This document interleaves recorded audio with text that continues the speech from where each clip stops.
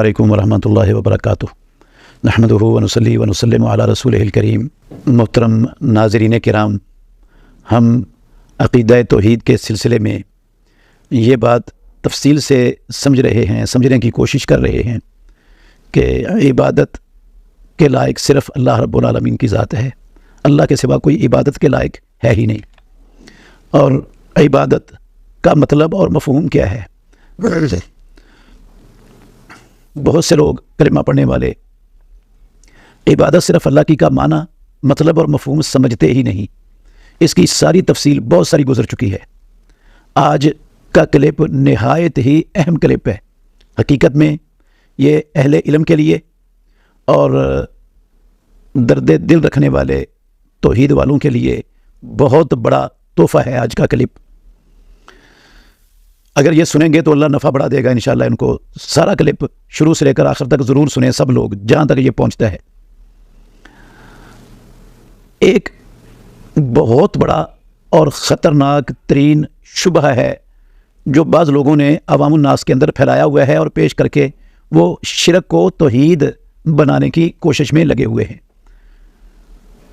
اس کو سمجھنا بہت ضروری ہے۔ وہ شبہ یہ ہے کہ ان کے نزدیک وہ کہتے ہیں کہ عبادت صرف اللہ رب العالمین کی ہی ہے۔ ہم مانتے ہیں، ہم بھی اللہ رب العالمین کے سوا کسی کی عبادت کے قائل نہیں۔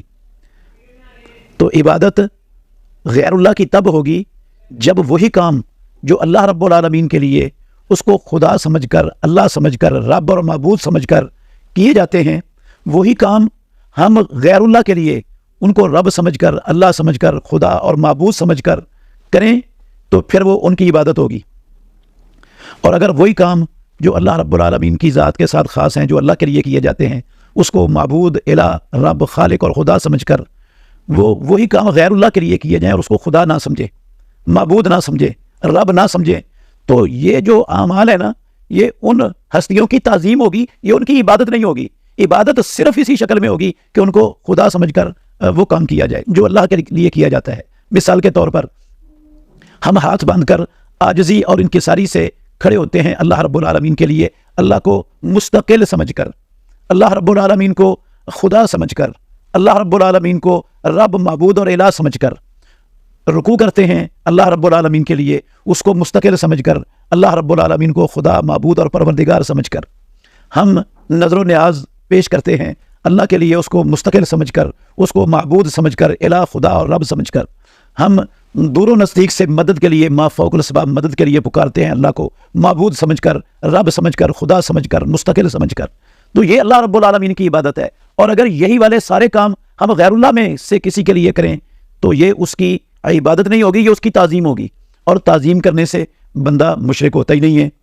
ساری دنیا اپنے والدین کی، اپنے خاندان کے بڑوں کی تعظیم کرتے ہیں، تمام لوگ اپنے اساتذہ کرام کی تعظیم کرتے ہیں، تو تعظیم کرنا تو شرک نہیں ہوتا۔ ہم تو بزرگوں کی تعظیم کرتے ہیں، عبادت صرف اللہ کی کرتے ہیں۔ اور عبادت تب ہوگی بزرگوں کی، ان ہستیوں کی، جب ان کو خدا سمجھ کر، رب اور معبود سمجھ کر، الہ سمجھ کر، مستقل سمجھ کر ان کو پکاریں گے تو پھر ان کی پوجا اور عبادت ہوگی۔ اور ہم یہ نہیں کرتے، ہم ان کو غیر مستقل سمجھ کر کرتے ہیں، غیر خدا سمجھ کر کرتے ہیں، یہ سمجھ کر کرتے ہیں کہ اللہ رب العالمین نے ان کو اختیارات دیے ہوئے ہیں، یہ خود مستقل نہیں ہے، اللہ مستقل ہے، یہ غیر مستقل ہے۔ تو یہ جو ہے نا، یہ تعظیم ہے، یہ شرک نہیں ہے۔ اس حوالے سے میں ایک بڑی اہم کتاب ہے، نام نہیں لوں گا اس کا کیونکہ میرا مقصد کسی پر کیچڑ اچھالنا نہیں ہے، مسئلہ سمجھانا ہے۔ اگر کسی کو نام کی اور صفحہ کی ضرورت ہو تو وہ پرسنل میں میرے ساتھ رابطہ کرے، انشاءاللہ میں دوں گا۔ یہ امانت ہے انشاءاللہ الرحمن لوگوں کی میرے پاس۔ کہتے ہیں غیر خدا کو یہ سننے والے الفاظ ہیں، یہ ساری جو میں نے وضاحت کی ہے ان الفاظ کی بنیاد پر کی ہے۔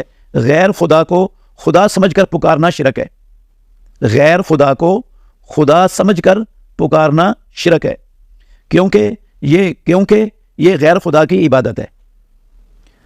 غیر خدا کو خدا سمجھ کر پکارنا شرک ہے کیونکہ یہ غیر خدا کی عبادت ہے۔ اس کا مطلب ہے غیر خدا کو خدا سمجھو اور پھر اس کو پکارو تو پھر اس کی عبادت ہوگی اور پھر شرک ہوگا۔ اگر اس کو خدا نہ سمجھو اور پکاری جاؤ مشکل کشائی کے لیے، حاجت روائی کے لیے، دستگیری کے لیے، بندہ پروری کے لیے، غریب نوازی کے لیے، بگڑیاں بنانے کے لیے، ڈوبی ہوئیوں کو تارنے کے لیے، رکوع کیے جاؤ، قیام کر کے عاجزی انکساری سے کھڑے رہو، نظر نیازیں پیش کرتے جاؤ، تو یہ اس کی تعظیم ہو رہی ہے، یہ عبادت نہیں ہو رہی۔ ایک اس طرح الفاظ ہیں، یہ بھی سننے والے الفاظ ہیں، لکھا ہوا ہے اولیاء اللہ اور انبیاء کرام علیہم الصلاۃ والسلام سے مدد مانگنا جائز ہے۔ اولیاء اللہ اور انبیاء کرام علیہم الصلاۃ والسلام سے مدد مانگنا جائز ہے، جبکہ اس مدد مانگنے والے کا عقیدہ یہ ہو کہ حقیقی امداد تو رب تعالیٰ کی ہی ہے اور یہ حضرات اس کے مظہر ہیں۔ جب مدد مانگنے والے کا عقیدہ یہ ہو کہ حقیقی امداد تو اللہ رب العالمین کی ہی ہے اور یہ حضرات جن کو ہم مدد کے لیے پکارتے ہیں یہ اس کے مظہر ہیں۔ اور مسلمان کا، یہ بڑے لفظ یاد رکھنے والے ہیں، اور مسلمان کا یہ ہی عقیدہ ہوتا ہے۔ کوئی جاہل بھی بزرگوں کو، ان ہستیوں کو خدا نہیں سمجھتا۔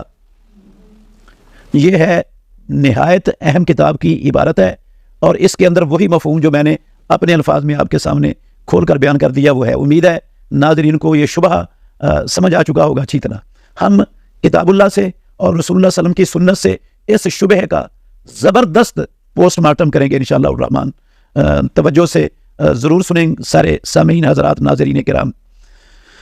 مشرکین مکہ جن کو اللہ رب العالمین نے مشرک کہا، جن کو محمد الرسول اللہ صلی اللہ علیہ وسلم اور صحابہ مشرک سمجھتے تھے، کافر جن کو کہا جاتا تھا، جن کے خلاف محمد الرسول اللہ صلی اللہ علیہ وسلم نے جنگیں لڑی زندگی بھر، وہ مشرکین مکہ وہ بھی اللہ رب العالمین کو مستقل سمجھ کر مانتے تھے، اور اللہ رب العالمین کو اپنا خالق سمجھتے تھے، اپنا مالک سمجھتے تھے، اپنا پالنا خار اور پروردگار سمجھتے تھے، اپنا رازق سمجھتے تھے، زمینوں آسمانوں کو پیدا کرنے والا سمجھتے تھے، ساری کائنات کا بادشاہ سمجھتے تھے، ساری کائنات کا نظام چلانے والا سمجھتے تھے، اللہ کو مستقل سمجھتے تھے، اور اللہ کے علاوہ جن ہستیوں کی وہ عبادت کرتے تھے ان کو غیر مستقل سمجھتے تھے، ان کو غیر خدا سمجھتے تھے، ان کو غیر رب، غیر معبود اور غیر الہ سمجھ کر پکارتے تھے۔ مشرکین مکہ کا بھی یہی عقیدہ تھا جو یہ اس کتاب کے اندر اس کے الفاظ سے میں نے آپ کے سامنے کھول کر بیان کیا ہے۔ اب آئیے میں آپ کے سامنے چند آیات قرآن مجید کی اور رسول اللہ صلی اللہ علیہ وسلم کی سنت سے چند حوالے آپ کے سامنے پیش کرتا ہوں۔ سورہ العنکبوت کی 61 نمبر اور 63 نمبر دو آیتیں ہیں، 61 اور 63 نمبر۔ اللہ رب العالمین نے فرمایا وَلَئِنْ سَأَلْتَهُمْ مَنْ خَلَقَ السَّمَاوَاتِ وَالْأَرْضَ، اے محمد الرسول اللہ صلی اللہ علیہ وسلم اگر آپ ان سے سوال کریں من خلق السماوات والارض، آسمانوں کو اور زمینوں کو کس نے پیدا کیا ہے، وَسَخَّرَ الشَّمْسَ وَالْقَمَرَ، اور سورج اور چاند کو کس نے مسخر کیا، لا یقولن اللہ، یہ ضرور بھی ضرور کہیں گے کہ یہ اللہ رب العالمین نے کام کیا ہے۔ یہ مشرکین مکہ کا عقیدہ خود رب العالمین نے قرآن مجید کے اندر بیان فرمایا ہے۔ یہ 61 نمبر آیت کی سورہ عنکبوت کی، فرمایا اگر آپ ان سے پوچھیں آسمانوں اور زمین کو پیدا کرنے والا کون ہے، سورج اور چاند کو مسخر کرنے والا کون ہے، تو یہ سب کے سب مشرکین مکہ ضرور بھی ضرور کہیں گے کہ یہ اللہ رب العالمین کرنے والا ہے یہ کام۔ 63 نمبر آیت میں اللہ رب العالمین نے فرمایا وَلَئِنْ سَأَلْتَهُمْ، اے محمد الرسول اللہ صلی اللہ علیہ وسلم اگر آپ ان سے سوال کریں من نزل من السماء ماء، کون ہے وہ ذات جس نے آسمانوں سے بارش اور پانی کو نازل فرمایا ہے، فَأَحْيَا بِهِ الْأَرْضَ بَعْدَ مَوْتِهَا، اس پانی کے ساتھ اللہ نے زمین کو بنجر خشک مر جانے کے بعد دوبارہ اس پانی کے ساتھ زندہ کر دیا، کون ہے وہ؟ تو یہ سارے کے سارے مشرکین مکہ سب کے سب لا یقولن اللہ، ضرور بھی ضرور کہیں گے یہ کام صرف اور صرف اللہ رب العالمین کا ہے۔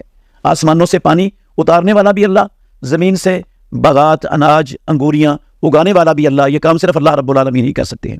وَلَئِنْ سَأَلْتَهُمْ، اے میرے محمد صلی اللہ علیہ وسلم اگر آپ ان سے سوال کریں من خلقہم، ان کو کس نے پیدا کیا، تمہارا خالق کون ہے، تمہارا پروردگار کون ہے، پالنے والا کون ہے، تو لا یقولن اللہ، یہ ضرور بھی ضرور کہیں گے ہمارا خالق بھی اللہ ہے، ہمیں بھی اللہ رب العالمین نے پیدا کیا ہے۔ اور ایک جگہ پر اللہ رب العالمین نے فرمایا، یہ سورہ مومنون کی 84 سے لے کر 99 نمبر تک آیتیں ہیں، فرمایا قل، اے محمد الرسول اللہ صلی اللہ علیہ وسلم کہہ دیجئے لمن الارض ومن فیہا، یہ زمین اور جو کچھ زمین میں ہے یہ سارے کا سارا کس کا ہے، ان کنتم تعلمون، اگر تم جانتے ہو، سیقولون للہ، یہ سب کے سب کہیں گے کہ یہ اللہ کا ہے۔ قل افلا تذکرون، پھر ان کو کہہ دو کیا تم نصیحت حاصل نہیں کرتے، قل ان سے کہیے من رب السماوات السبع والعرش العظیم، کون ہے ساتوں آسمانوں کا رب اور عرش عظیم کا رب کون ہے، سیقولون للہ، یہ انقریب سب کے سب کہیں گے کہ یہ اللہ رب العالمین ہی ہے، ساتوں آسمانوں کا رب بھی وہی ہے، عرش عظیم کا رب بھی اللہ رب العالمین ہے۔ قل کہہ دیجئے من بیدہ ملکوت کل شیء، کون ہے وہ ذات جس کے ہاتھ میں کائنات میں سے ہر چیز کی بادشاہت ہے، وَهُوَ يُجِيرُ وَلَا يُجَارُ عَلَيْهِ، اور وہ پناہ دیتا ہے اور اس کے خلاف کوئی پناہ نہیں دے سکتا۔ ان کنتم تعلمون، اگر تم جانتے ہو بتاؤ کون ہے؟ تو سَيَقُولُونَ لِلَّهِ، ان قریب وہ سب کے سب کہیں گے کہ یہ اللہ رب العالمین کے لیے ہی ہے جو پناہ دیتا ہے اور جس کے خلاف کوئی پناہ نہیں دے سکتا، اور جو ساری کائنات کی بادشاہت جس کا ذات کے ہاتھ میں ہے وہ ذات صرف اللہ رب العالمین کی ہے، یہ صرف اللہ ہی کے لیے ہے۔ یہ مشرکین مکہ کا عقیدہ ہے کہ زمین اور جو کچھ زمین میں ہے سب کچھ اللہ کا، ساتواں آسمان اللہ کے اور عرش عظیم اللہ کا، جس کے ہاتھ میں ساری کائنات کی بادشاہت ہے وہ اللہ، جو پناہ دیتا ہے وہ اللہ، اور جس کے خلاف کوئی پناہ نہیں دے سکتا وہ اللہ۔ یہ قرآن مجید میں اللہ رب العالمین نے مشرکین مکہ کا عقیدہ بیان فرمایا۔ اور